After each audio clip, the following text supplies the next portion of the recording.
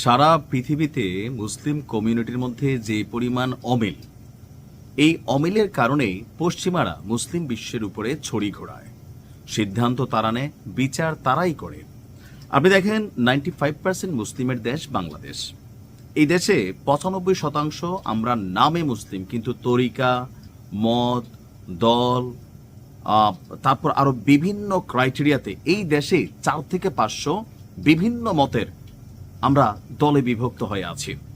কথা বলছি আসন্ন জাতীয় সংসদ নির্বাচনকে কেন্দ্র করে জামাতের জন্য 440 ভোল্টের ঝটকা নাকি মুক্তি, আপনি কিভাবে দেখছেন?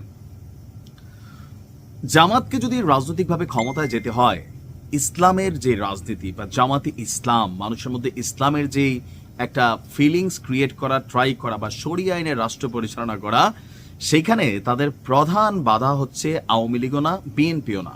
তাদের প্রধান বাধা হচ্ছে সমমনা বৃহত্তর ইসলামিক দলগুলি, বিশেষ করে চরমোনাইর যে দলটা আছে, চরমোনাই পীর সাহেবের পাশাপাশি মাওলানা মামুনুল হক সাহেবের যে দলটি আছে, আর এর বাইরে আরো তো কতগুলো আছেই।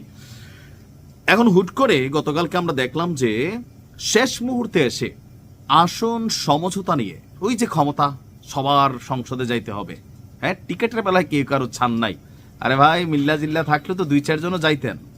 এখন এই যে একলা একলা নির্বাচন করতে গিয়া বেশি সংখ্যক লোক সংসদে যাইবেন চিন্তা করছেন, দিন শেষে একটা সিটও পাবেন না।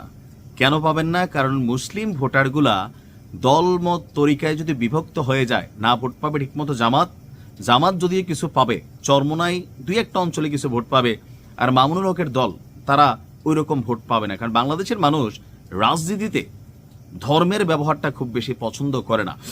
দর্শক, জামাত ইসলামী এবং ইসলামী আন্দোলন সহ 8টি দল এই মুহূর্তে আসন সমঝোতা নিয়ে একটা আভ্যন্তরীণ লড়াইয়ে তারা কানেক্টেড হয়ে গেছে। সংশ্লিষ্ট লিয়াজু কমিটি দফায় দফায় বৈঠক করেও একক প্রার্থীর নির্বাচনে কোনো সমাধানে আসতে পারেনি। বিশেষ করে চরমোনাইয়ের পীর সৈয়দ মোহাম্মদ রেজাউল করিমের নেতৃত্বাধীন ইসলামী আন্দোলন এবং মাওলানা মামুনুল হকের নেতৃত্বাধীন বাংলাদেশ খেলাফত মজলিসের আসন চাহিদা অনেক বেশি হওয়ায় জামাতের সাথে এই জোটটা দিন শেষে হচ্ছে না।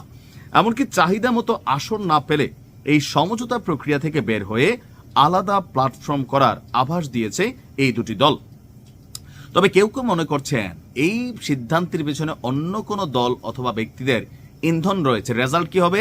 মাওলানা মামুনুল হকের দল একটাও সিট পাবে না, চরমোনাই 2-1টা পাইতে পারে। আর মাওলানা মামুনুল হক, আমার ধারণা উনি যেই আসনে দাঁড়াবেন, আসন বুঝা যদি দাঁড়ান, উনি একটা সিট পেতে পারেন, পরবর্তীতে এখানে কেউ সিট পাবে না। এটা হচ্ছে বাস্তবতা। কারণ সব তো ইসলামী, এখানে আমরা কি বলাচ্ছি যে ন্যারেটিভ তৈরি করতেছি, শরিয়া আইন চালু করব। তো এখন এতগুলা ইসলামিক দল যখন আলাদা আলাদা নির্বাচনে যাবে, তখন তো ভোটগুলা বিভাজিত হয়ে যাচ্ছে। এটা তো একটা টিম হিসাবে ভোট পড়তেছে না।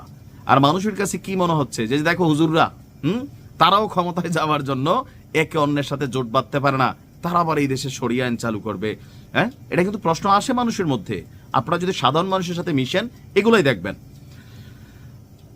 জামাতের সঙ্গে নির্বাচনে অংশ নিতে তাদেরও অন্তত যে 8টি দল আছে, এবং কি এনসিপির ইস্যু আপনারা জানেন যে ফাইনালি এনসিপি এবং জামাত একটা কানেক্টেড অবস্থায় যাচ্ছে।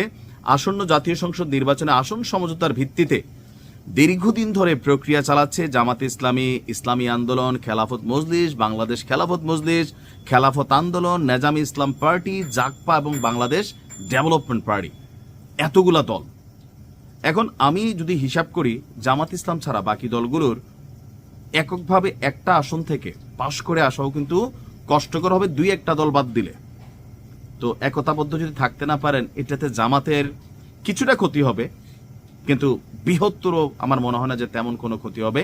কেউ কেউ বলছেন এটা জামাতের জন্য ভালোই হয়েছে। দেখা যাক কি হয়। আপনি কিভাবে দেখছেন কমেন্টে লিখুন। আসসালামু আলাইকুম।